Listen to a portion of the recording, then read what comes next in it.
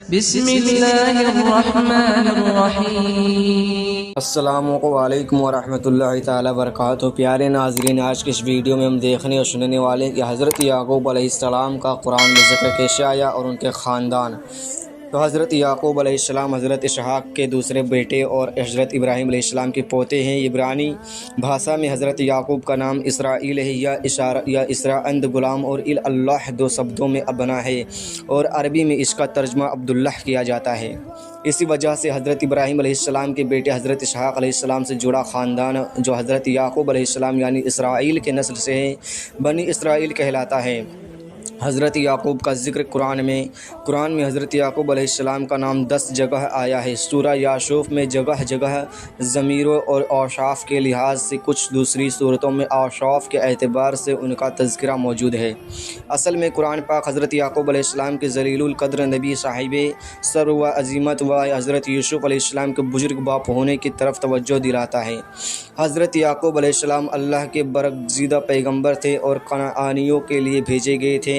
انہوں نے ورثوں اس خدمت کو انجام دیا۔ ان کے 12 لڑکے تھے۔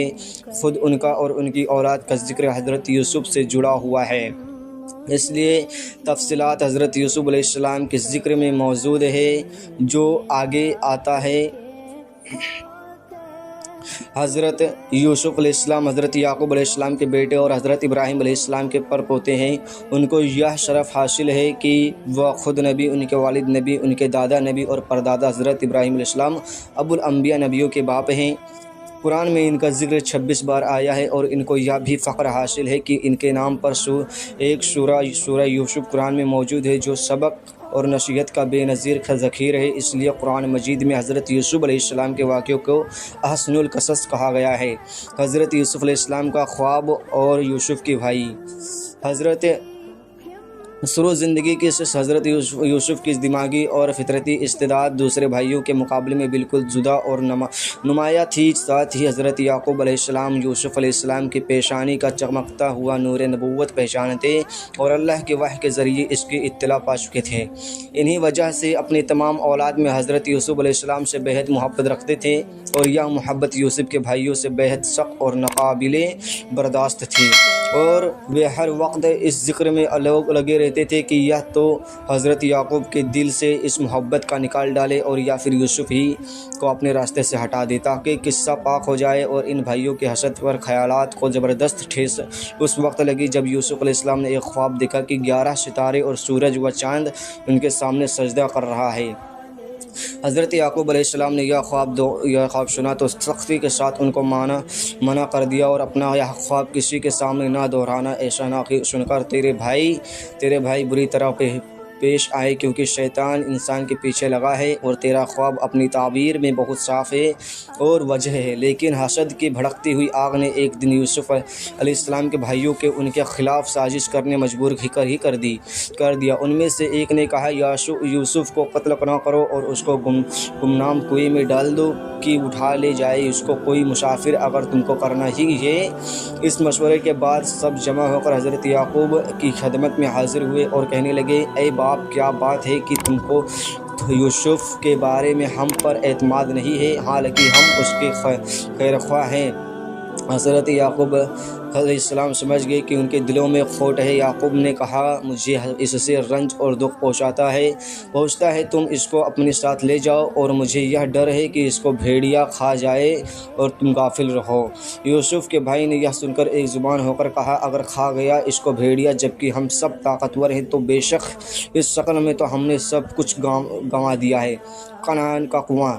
غرض یوسف علیہ السلام کے بھائی یوسف کو سیر کرانے کے بہانے میں لے گئے اور مشورے کے مطابق اس کو ایک ایسے کنویں میں ڈال دیا جس میں پانی نہ تھا اور مدت سے سوکھا پڑا تھا، اور واپسی میں اس کی قمیض کی کسی جانور کے خون میں ترک کر کے روتے ہوئے حضرت یعقوب علیہ السلام کے پاس آئے اور کہنے لگے، اے باپ، اگرچہ ہم اپنی سچائی کا کتنی ہی یقین دلائے مگر تجھ کو ہرگز یقین نہ آئے گا کہ ہم دوڑ میں آئے दूसरे से आगे निकलने में लगे हुए थे कि अचानक यूसुफ को भेड़िया उठा कर ले गया।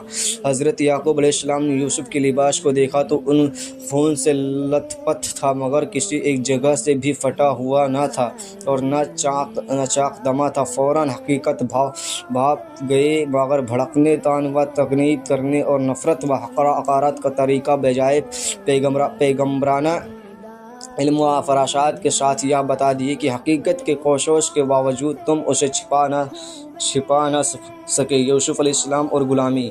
इधर ये बातें हो ही रही थी, उधर हिजाज़ी इस्माइलियों का एक काफ़िला शाम के मिस्र को भेजा रहा था। कुआं देखकर उन्होंने पानी के लिए ढोल डाल यूसुफ को देखा, जोश से शोर मचाया, बशारत हो एक ग़ुलाम हाथ आया। गरज इस तरह हज़रत यूसुफ अलैहिस्सलाम को इस्माइली तगज़ीरों के काफ़िलों ने अपना ग़ुलाम बना लिया और तिजारत के माल के साथ उनको भी मिस ले गए और बाज़ार में रिवाज के मुताबिक बेचने के लिए पेश कर दिए। उसी वक्त सही ख़ानदान का एक रईस मिस्री फ़ौजी का अशर फ़तोफ़ार बाज़ार से गुज़र रहा था। उसने उनको ख़रीद लिया और अपने घर लाकर बीवी से कहा, देखो इसको इज्जत से रखो, कुछ अज़म नहीं कि ये हमको फ़ायदा बख्शे या हम इसको अपना बेटा बना ले।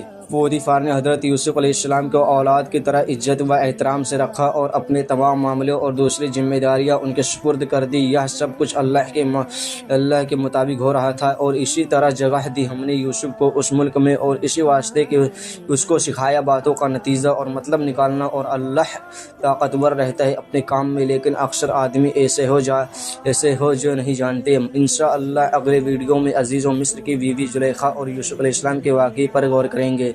तो अस्सलामु अलैकुम वरहमतुल्लाहि वबरकातुहू। प्यारे नाज़रीन, ऐसी हमारी वीडियो देखने के लिए हमारी यूट्यूब चैनल इस्लामिक दीनियात ऑफिशियल को ज़रूर सब्सक्राइब करें ताकि हमारी आने वाली हर वीडियो आप तक ज़रूर पहुँचे।